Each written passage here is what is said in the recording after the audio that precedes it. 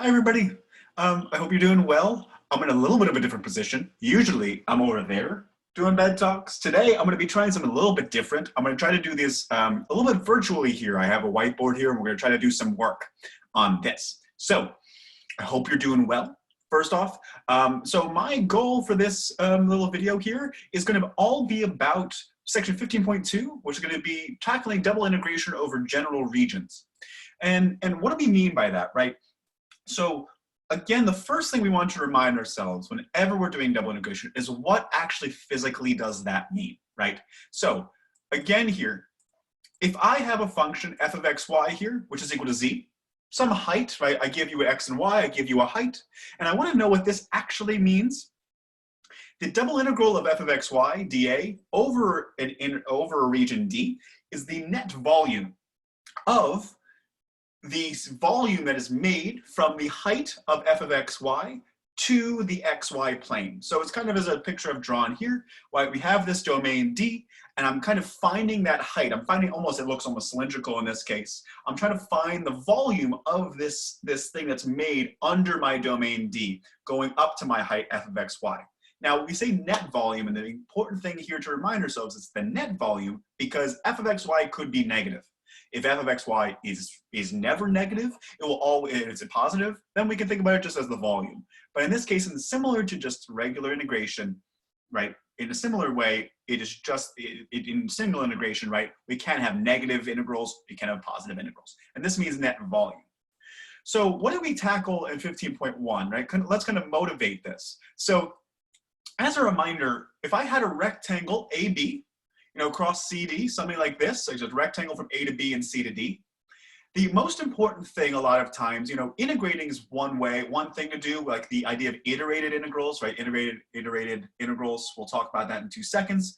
But the hardest thing usually for any time you're doing integration is to figure out your limits of integration, right? How do you figure out your limits? How do you actually make these limits correct so that you can evaluate them properly? And that's easily the most important thing to know, kind of how to do. If I have a rectangle, it's pretty dang simple, which is nice. So we have A to B here for x, and we have C to D for y. If I wanted then to find the integral of f of xy dA, dA here is a differential. Differential kind of means, the area of the box that I'm kind of, making in my Riemann sums in some way, right? To figure out these r's here, to figure out these limits, well, I can just go from A to B and C to D pretty nicely. X goes from A to B, Y goes from C to D. And making sure that we remind ourselves that the inside, we integrate usually the inside first and then the outside, right? We start from the inside and go from the outside. And what's nice here also with rectangles is we have this property where we can just flip the orders of integration if we want, right? In this case, I integrated with respect to X and then Y. We can do the same exact thing here with respect to y and then with respect to x. So we can do this there too. And so in this case, I'm integrating y from C to D and x from A to B. This is, Fubini's theorem here, which allows us to kind of switch these. Now, this does not happen for general regions. And we know that the world is not rectangles, right? Rectangles are not always there. We usually have some maybe just general regions, maybe something that looks like this, right? Something a little bit more, ovular or just a little bit more different, right? I mean, I could have very different regions around. But if it's a valid question to ask, what's this integral over this general region? So how do we find that, right? How do we go about this? Well, there's a couple different techniques, but usually, at least at the beginning outset, we're going to be understanding and try to do this from looking at the type of region that we have, right? What kind of region do we have? We need to figure out our inequalities, basically. Where does X run from? Where does Y run from? If we can figure those out, we can then think about what our integral should look like and what our limits of integration should be. So for that time being, let's kind of look at a couple different types of regions. For instance, we have these 2 types of regions right here. Okay, I'm going to start writing now on top of this, but this is the first part I just want to kind of get through. So we kind of have these 2 types of regions here. As you can see, they kind of have a different feel to them. And now, why is that? Well, I'm going to draw some arrows, and I would highly suggest whenever you're thinking about, your arrows here and thinking about your limits of integration, it's going to be really, really important to actually draw arrows. Now, what do I mean by this? Well, my goal is to get some inequalities, right? How does X change with respect to Y? How does Y change with respect to Y? How do these things change, right? How do these things move? How can I describe this region, right? That's my goal. I want to describe this region. And similarly here, you know, in this case, how can I describe this region? Now, what I want to do here, at least initially, how can I describe X, right? If I want to describe X first or with Y first in this case. Well, if I take a look at this region that I have up on this top here, when I take a look at this region, if I wanted to, for instance, integrate with respect to X first, let's say I want to integrate with respect to X, that would mean that I would need to draw horizontal lines. Right? I want to see where I'm entering the region and exiting the region. That's all I'm worried about. In this X here, I'm worried about entering the region and exiting the region. So here, if you would agree, if I draw my lines going horizontally here, something like that, I'm always entering, if you would agree, it actually changes where I'm entering the region from. Because as you can see here, just to kind of show you, up here, I'm entering and exiting. If I'm above maybe these intersection points right here, I'm always entering from this part and I'm always exiting from this part, which is, if you can see, on the same exact function. It's on the same exact function. So I really can't describe that very well. Imagine that this was like f of x, right? It really wouldn't make sense for me to tell you I'm entering and exiting the region from the same exact line, right? It wouldn't make sense for me to say, okay, f, you know, it's going from the same exact thing, right? It's going in and out from the same point. It doesn't really make sense to say that. And it's very tough for me to say that, unfortunately. So we can see here, and even more so, it changes as I move downwards. It changes. So if it's changing because I'm moving in different x directions, right, keeping y constant and changing with respect to x, right, it's very tough for me to describe that surface that way. It really is. It's very, very difficult. So with that in mind then, what if I tried integrating this with respect to y first then? And if I integrated this with respect to y first, well, again here what I'm going to do is now I'm going to go horizontally up. I'm sorry, vertically up. Horizontally up. What am I doing? Vertically up. Vertically means that way. So kind of moving in this direction. You want to start from the positive direction. You want to start from the negative and move towards the positive. My only goal here, my only goal is to see where I enter and exit the region from. So if you notice here, I'm always entering the region from this point right here, right? This function, I'm always entering regardless of where I am. I'm going to name these functions here. I'm going to name this one f, and I'm going to name this one g of x. Okay, so I'm always entering, I hope you'd agree, from my function f of x here. I'm always entering the region. I'm always entering it. And where am I exiting from? Well, I'm exiting from this part right here, right? And so I'm exiting from g of x. So what does that mean? Whenever I keep x constant, whenever I let x be constant, what is happening? My y values are now dependent on the functions, right? My y here is dependent, it's entering from f of x, and it's exiting from g of x, right? It's entering from f of x and exiting from g of x. And that's something interesting now. I can tell you where y is bounded from. I fix an x value. Where is y moving? Well, it's going to tell me where f of that value is to where g of that value is. That's kind of the goal. And then where does x move from? Well, think about this. Again, what I've done is I've fixed x and I've found where y would be, and now I just have to run through all my x values. So let's assume that this x here is a, maybe this intersection point is b. I'm running across this entire, this entire thing right here. I'm going from a to b in this case. Right, I'm going from a to b. And so x here could be written from a to b. So my goal a lot of times here, when I look at this type of function, right, and when I look at this type of domain, I see myself, okay, I want to enter and exit the region from hopefully different values, and hopefully the same one, right? In this case, it was very tough for me to see where I entered and exited the region in terms of x, because first off, it changed once I moved y, right? It changes at this intersection point. And similarly, I would enter and exit the region from the same exact function. So it's very tough to describe that. But here, if I'm going vertically like this, in the same exact way, in the same exact problem, I kind of have this issue, right? I have that this y can be described from going f of x to g of x, and then from x, a to b. So always, it's very important to realize here that whenever you're doing a general region, one of them has to be a full constant. One of them has to be just a full constants, right? The other one can be dependent on the other variable, because you should always have a number at the end of your integration. This type of integration where I have y described with f of x to g of x, in terms of x here, this is called a type 1 region. Right here, this is called a type 1. Now, over here, in this bottom one here, let's again do the same exact thing. Let's try to see if this bottom one right here is itself a type 1 region, if it is. Well, a type 1 region, again, I would draw my vertical lines going in this direction, and I'm going to draw my vertical lines kind of like this. And I hope you'd agree here that this is actually a little bit difficult. I don't think it really is a type 1 region. And now here's why.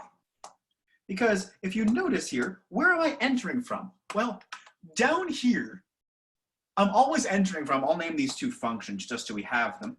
Maybe I'll name this one h of x, and I'll name this one something like c of x here, just so I have something interesting. Something like that.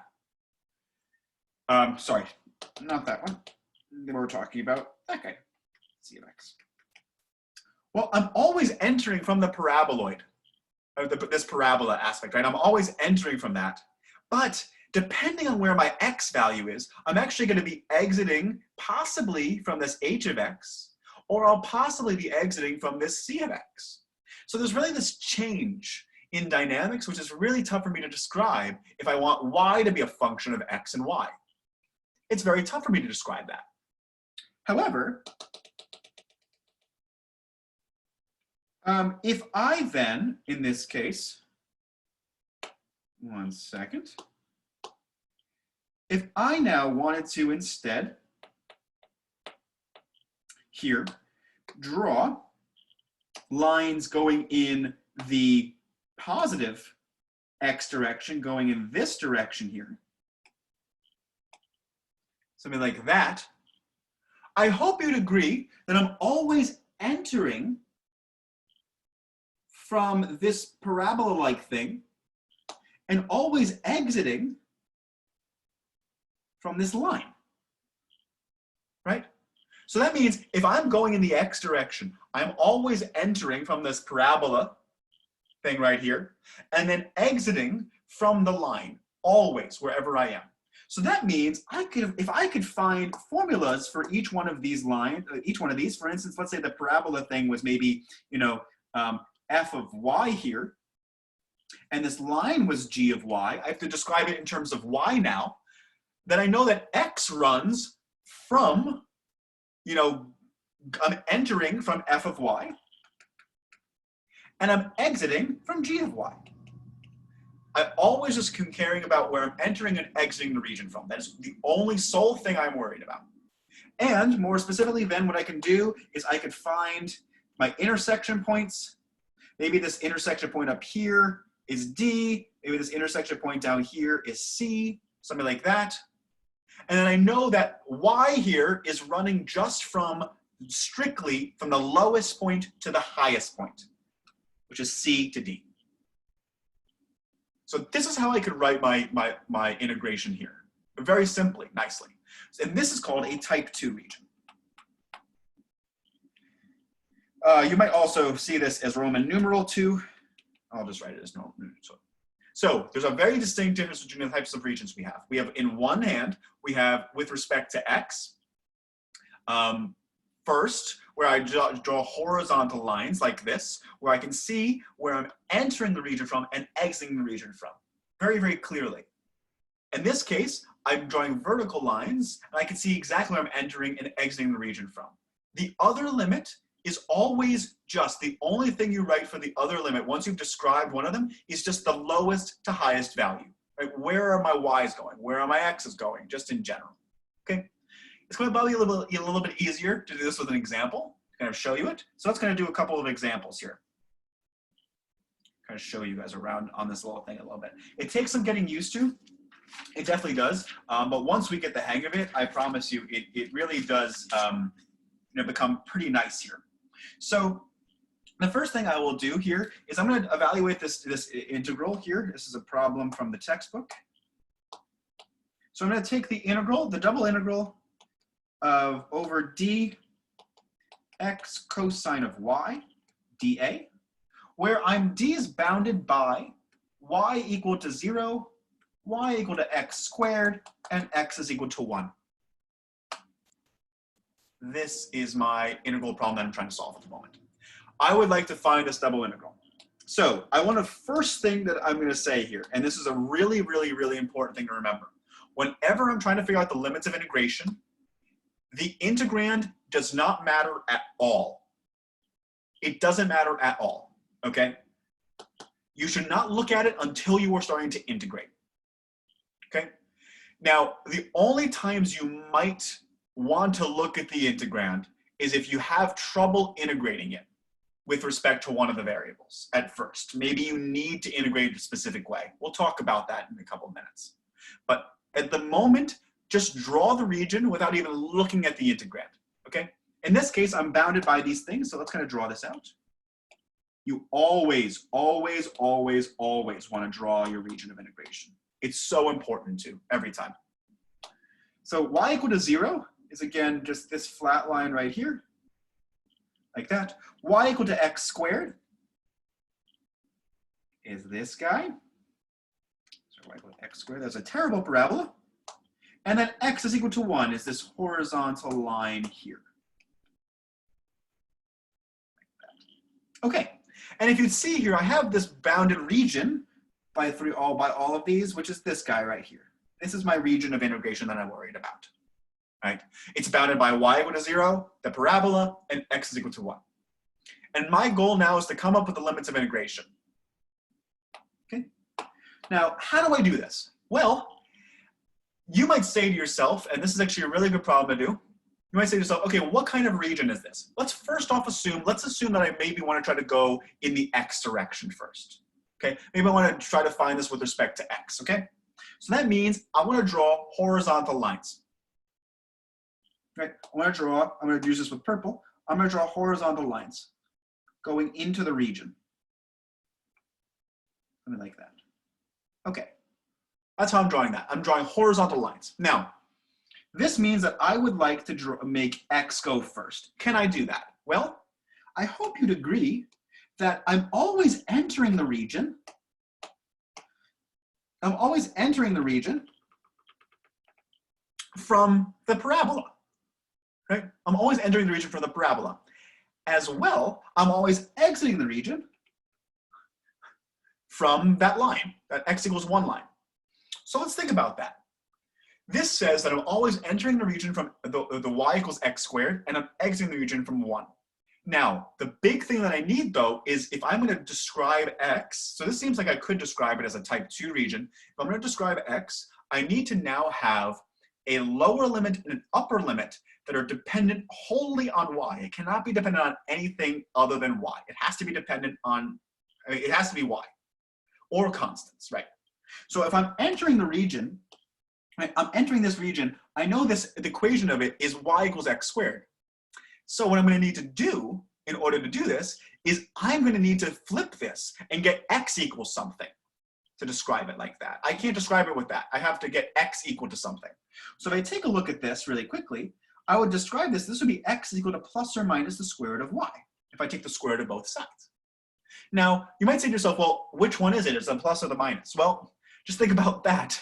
I guess in this case, right, if I take the square root of both sides here, I'm not going to really have a positive value at all, right? I mean, it doesn't really make sense for me to have negative values on top of that, right? In this case, my x can be described wholly on this side, right? This is the positive branch because I'm in the positive x direction, right? This is the positive x.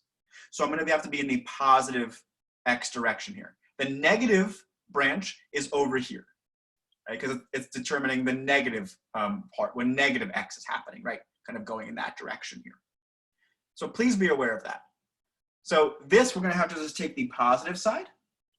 We'll take the positive side. And so therefore, this could be described, this part could be described by y equals, x is equal to the square root of y, this part. And this part could be described as x equals, also equal to square root of y, in this case too. X is the square root of y, yeah, negative square root of y there. Because if I give you a -2 then, right, I can flip it and then get what I want. So what I'm saying here is I'm entering from the square root of y. So I'm entering from the square root of y here, right? I'm entering the region, and I'm exiting the region from my line x equal to 1. Just like that. Okay? Now my last thing I need to do is think about what my y limits are. My y limits are just the lowest and highest values, right? But where's the lowest value of y in my region? I hope you'd agree that's just 0. Lowest region here is just 0. That's nice. And then what's my upper limit? Well, my upper limit, I hope you'd agree, is this intersection point right here. And what is that intersection point? Well, it's the intersection, this point is the intersection of y equals x squared and x is equal to 1. So in the intersection of those 2 points, if you can see that very quickly, if I just plug in 1 to here, I would get that this is at y equal to 1. So this point right here is 1, 1. And so I am going from 0 to 1. And this is a way I could describe my region. From x, I'm going towards square root of y to 1, and then I'm going just from y from 0 to 1. Here. Now, you might say to yourself, hey, little Nick, can't you just do the other way too? Can't you also, go with respect to y first? So let's try that. Could we do that? If I go with respect to y first, I'm now traveling in this direction,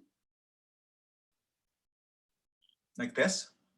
And what's really nice is I can describe this pretty well too, like that.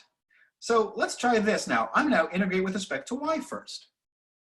Integrate with respect to y, well, where am I entering the region? Where am I entering the region from? I'm always entering the region from this bottom line right here, which is y equal to 0. So my lower limit is going to be y equal to 0. How about my upper limit? My upper limit is also this parabola, right? And I already have that described as y equals x squared, so I might as well describe it that way. So I'm going to describe it as it goes from 0 to x squared. And what's important here to note, and this is actually something really cool, so if I can also recreate this going backwards, right? I can just recreate this whole thing as saying y is equal to 0 and y is equal to x squared. I can just draw those out, and those have to be my bounds. So we can even go backwards. We'll do a problem like that too here. So that's kind of my goal. And now where does x go? Well, the lowest bound of x is start all the way over here. So the lowest bound of x would be 0. And the upper bound here would be, well, it's at this line right here, which is x is equal to 1. And so as you can see here, this type of region is both a type 1 and a type 2. And now you might say to yourself, well, which one should I pick? You could pick either. It really depends on, what kind of integral you want.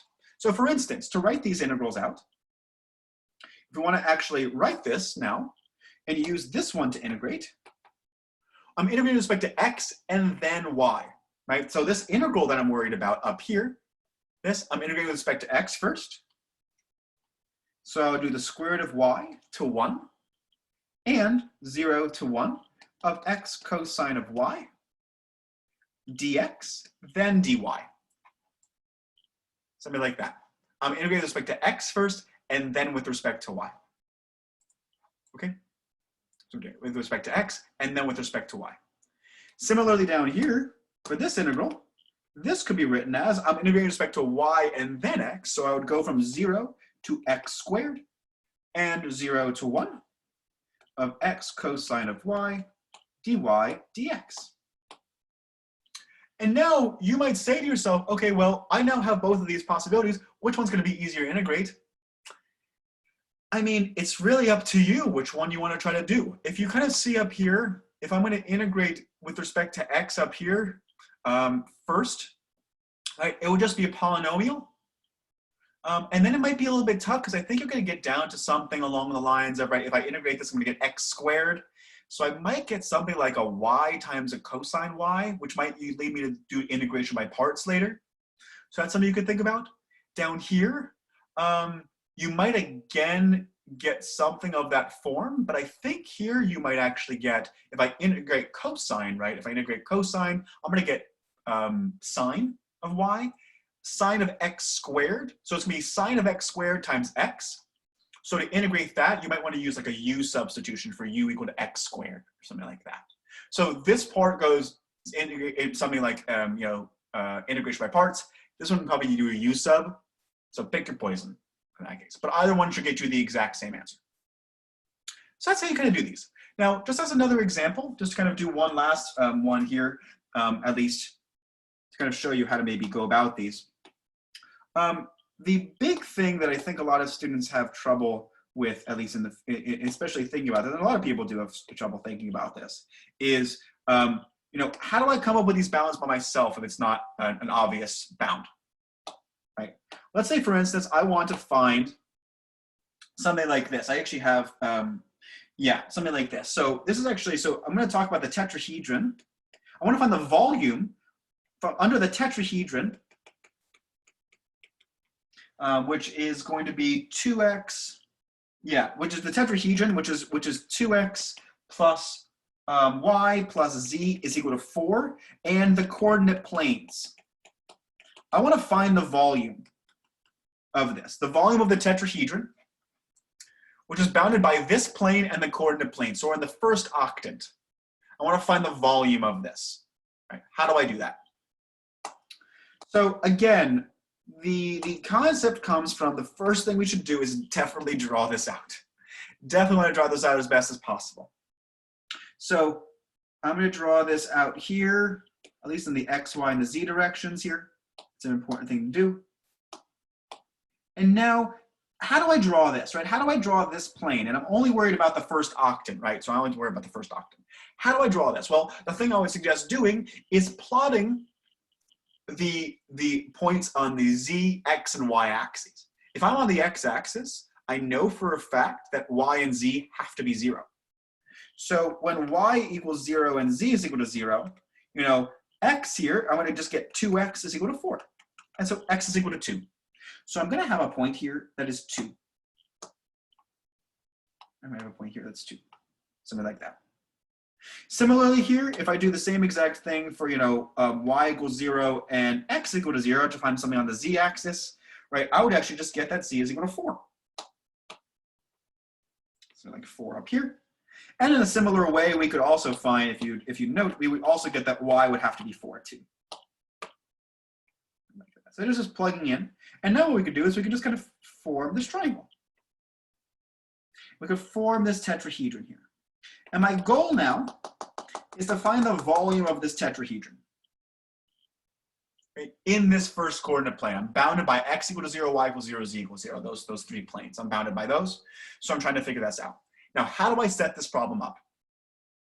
Well, I first off need to figure out, in this case, well, what are my bounds for this? What's my integrand? What's my function, just in general, right? How do I do this? Well, to figure out your height, this is something that I want you to start to think about here, to think about the height here. Well, to think about the height, well, f of xy, again, we think about, right? I want to come up with something like this, right? F of xy dA. And we can think about this guy right here as a height. So if I enter this region, if I enter this volume and exit this volume at every single point, would you agree that I'm always entering the region from the xy plane, right? I'm always entering the region from the xy plane. And then where do I exit the region? Well, I exit the region from this plane. So the height here is really the height between xy being like the xy plane and the tetrahedron height. So you always want to think about this as z, right? This is a z equal to kind of thing. So what I'm going to do to figure out my height more formally is maybe convert this to z equal to. So I can get this z equal to 4 minus 2x minus y, right? And so what's nice is I can just exchange this for f of xy. Because at any point on this entire plot, wherever I pick an x and a y, I can find my function height. Right? That's how high my function is in this case. I'm going from 0 to that. Now, if you had something more of a complicated function below it, right? Let's say you had, you were entering the region from a different function, you would just take the f and subtract it from that. So you could do something like for f of xy minus 0, because 0 here is the functional height I'm always entering from. In this case, this would just be 4 minus 2x minus y. So now, I have this. Now I need to figure out my balance for x and y. Okay? I'm going to figure out my balance for x and y. What I want to do, and this is a very important concept, project the surface onto the xy plane. What does the surface look like on the xy plane, right? And as you just see that, if I project this surface here, if I gotta project this down, it's gonna look like a triangle, right? It's gonna look like a triangle. I know what my y coordinate is. This is gonna be 4. My x coordinate is 2. And I hope you'd agree, like this is what I would get when I project it down. Right, this guy. I'll just project this down and it's gonna be like that. So, this is a really important concept because now this gives me my region of integration. This gives me what I need to integrate with respect to x and y into. And now I just figure out my region. This is a triangle, and I hope you'd agree in this triangle, you can make limits of integration going horizontally or vertically here, right? At least initially, right? You can go ahead and do triangles are nice, especially in these kinds of triangles that all go on the axes.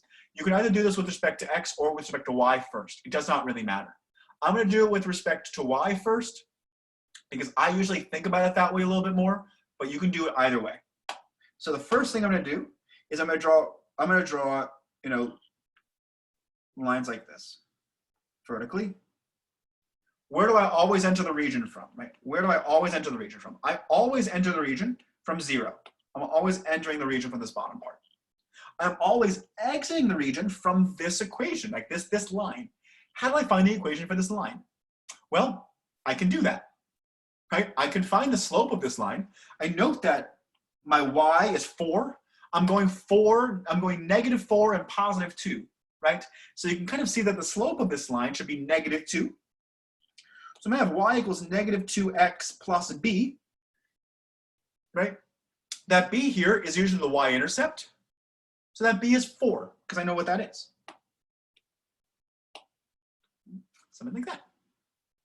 So this equation is actually the equation of this line.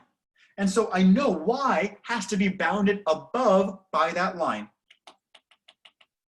Something like that.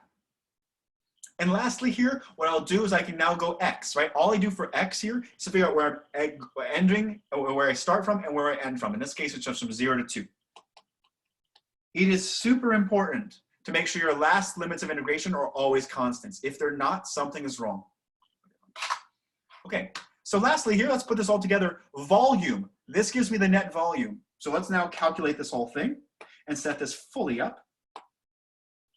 If I set this fully up now, this now becomes the integral from 0 to -2x plus 4. And then the limit from 0 to 2.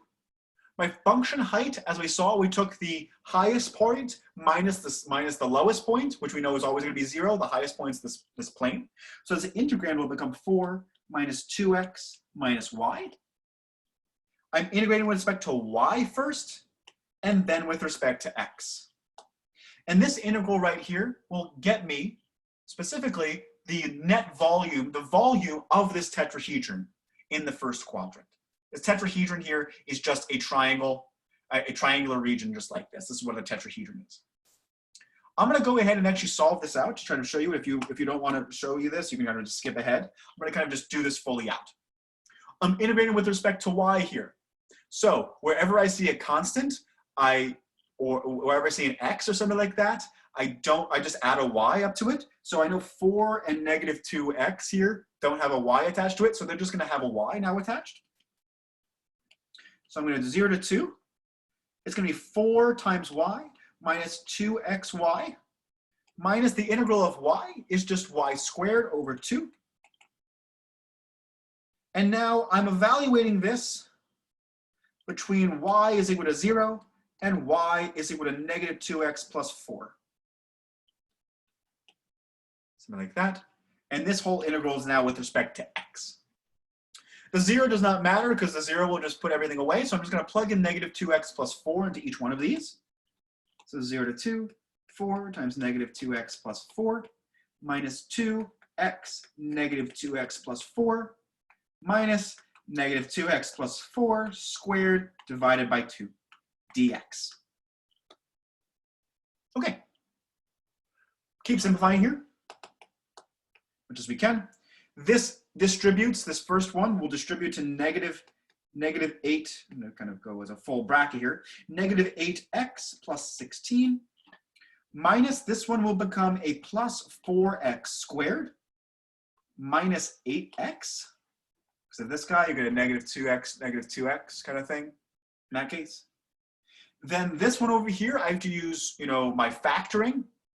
So I get minus, here I would get a 4x squared. I would get a minus 16x plus 16 dx, making sure I keep with that minus sign a little bit more. If you then notice, this 4x and this 4x will cancel because of the minus sign. Right? That will cancel. If you also notice, this guy right here will become a positive 16x. This is a negative 8x and this is a negative 8x. So they also cancel. Something like that. That's really nice. And so lastly here, we're just left with, I think here, hold on, am I missing something really quickly? Did I miss something here?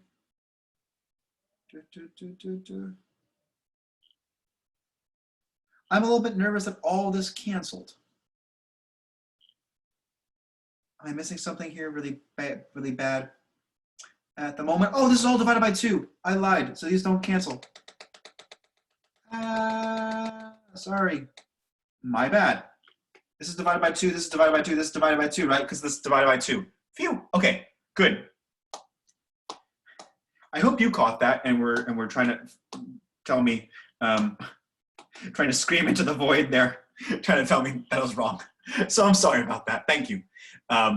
Okay, so this first part here, 4x squared minus 4x squared over 2, this is going to be just 2x squared. So this will be 4x squared minus 2x squared, which is just 2x squared. I'm left with 2x squared. This one now, I have a negative 8x, and a positive 8x, so it's going to just be a negative 8x. And lastly here, I have a 16 and an 8, so 16 minus 8 is a positive 8 dx. I find this much more comfortable now because it's not a 0. That was almost really bad. Sorry. So let's go ahead and do this. Now, I can now integrate this with respect to x pretty nicely. Now, this is just a regular integration with respect to x. I then will get the integral from 2x squared is going to be just 2/3 x to the third minus 4x squared plus 8x. That's my integral. I'm now integrating this between x equals 0 and x equal to 2. X equals 0 doesn't matter. I'm just going to plug in 2. I'll get 2/3, 2 to the third, minus 4 times 2 squared, plus 8 times 2. And from here, we then see that 2 to the third is going to just be 8. So this will be 16/3. This then becomes negative 16, and this is a positive 16. So these kind of cancel, and I'm left with 16/3. And so that's my answer. So kind of going back and thinking about what we just did here, right? I'm trying to find the volume of a tetrahedron. I'm trying to find the volume of something. Draw it out, then see exactly, you need 2 things. Figure out your domain, and you figure out your height. Your height here, move in the z direction. What are you entering from and what are you exiting from? I'm entering from z equal to 0. I'm exiting from the tetrahedron. In this case, I can rewrite this as 4 minus 2x minus y.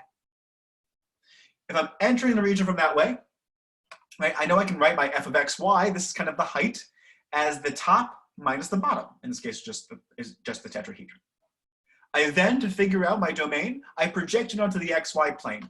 Projecting this onto the XY plane gives me this triangle here, as I know exactly what these are, actually, which is really nice. I know exactly what these are. And I can compute this. And I saw here that this was a type 1 or a type 2 region, whichever one I wanted. It's both. In this case, I integrated with respect to y first, just as a preference. Sometimes it might be more preferable to go in a different direction. You'll see a couple different types. We saw that we went into the region, going into x, right? We go into the region from always when y is 0. We exit the region from that line, which is negative 2x plus 4. We can find that out pretty quickly. X then runs from 0 to 2. All I'm trying to figure out are constants.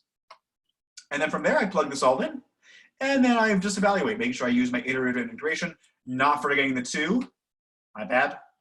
And then we'll be able to get 16/3. So this means that the volume of this tetrahedron is actually 16/3. That kind of does it. So with that in mind then, this is kind of the end of this point here. I'm going to be posting this exact whiteboard under the video here, just so you can go back and look at it if you want to see any of my steps or if you see anything wrong. Let me know. I hope this helped. If you have any other questions here, just kind of let me know. The big thing that I want you to remind yourselves here, and a couple things to really take home, especially when you're doing problems with yourself. The limits of integration, the last limit of integration, always, always, always must be constants. The outermost integration must be a constant. If it's not, you did this incorrectly. You are not allowed to just flip it. As you can see here, dx dy is very different than dy dx, right? It will give you a completely different answer. You are not allowed to just flip the limits of integration if you want. You have to be very careful and look at the actual geometry of the domain. Similarly down here, it would be very different if I flipped it, right? Because it's highly dependent. Y and x are dependent on each other. So you can't just flip it willy-nilly, and especially because you cannot have this outer one have any variables in it. It always has to be just strictly constants. Okay, so with that in mind, let me know if you have any questions. I hope this was helpful. And yeah, I'll talk to you soon. Hope you're all good. And yeah, thanks for coming. Bye.